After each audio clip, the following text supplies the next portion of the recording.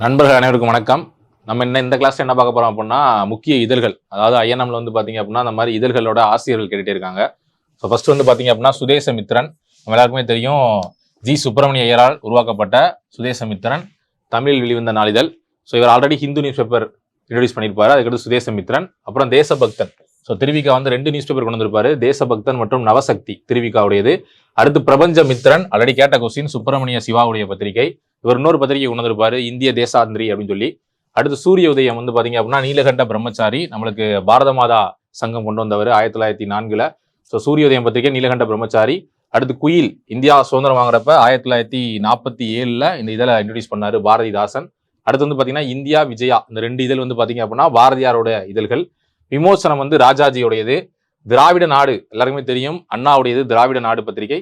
அடுத்து வந்து பாத்தீங்க அப்படின்னா தினத்தந்தி சீபா ஆதித்தனார், தினமலர் டிவி ராமசுப்பையர், ஜனசக்தி தாமரை வந்து பா ஜீவானந்தம். உங்களுக்கான கொஸ்டின் என்ன அப்படின்னா, தமிழ்நாடு என்ற இதழை தொடங்கியவர் யார் என்றதை கமெண்ட் பண்ணுங்க. தேங்க்யூ.